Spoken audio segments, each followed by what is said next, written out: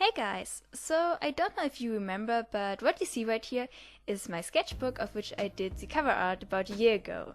If you're new to my channel, then you probably won't know the characters that are on the cover because all of them are my own characters.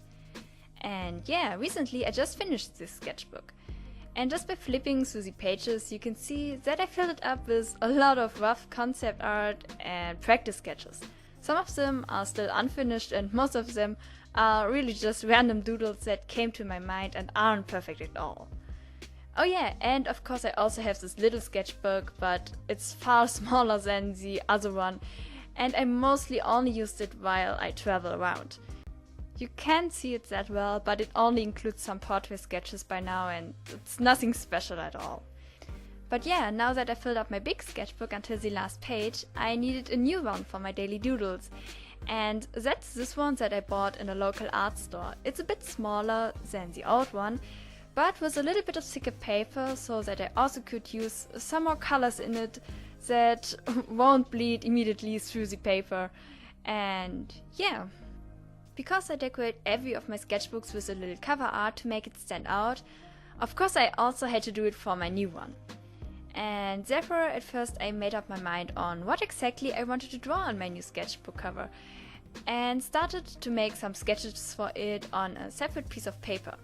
I put as many of my SCs as possible on the old one back at that time, so this time I wanted to keep it more simple. So for the one character on the front cover, it should be pretty obvious that I dedicated it to my dear mascot SC Kurichii.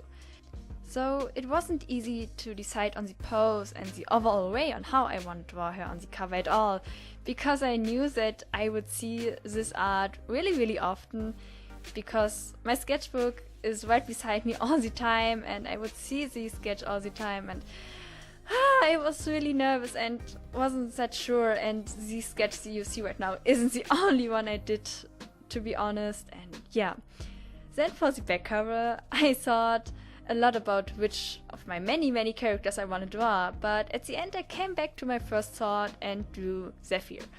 I don't know why, but I just love drawing him, and by now I nearly think that he became my main male character. Just like Kurichii on the front, I kept it simple because I knew that drawing on the actual sketchbook cover wouldn't be that easy because of this strange surface that isn't like paper at all. In addition, there's the fact that the sketchbook itself is black, so I already knew in previous that I was limited to only a few colors, so actually only white, and that made it even more difficult. But yeah, now here you can see the final concept sketches that I came up with, and I will now transfer them to the actual sketchbook. I started with creating some soft pencil strokes of the concept arts, just because I wasn't sure if I could erase the white pencil that easily, and if I would make some mistakes at first, then I still could erase them. So yeah, in the video you actually can see the pencil lines much better than they were in reality. But completely without them would have been even more difficult for me. So drawing on this new sketchbook was at least easier than on the old one. I can't describe it that well, but it's just that the surface on the new one has a bit of a smoother texture, I would say. But on the other hand, there's this even darker black space on the left side, or more in the middle of the book. I think it's the lace or something like that. At least the part that holds the book together. I don't know how to describe it properly in English, but I hope you can understand what I mean.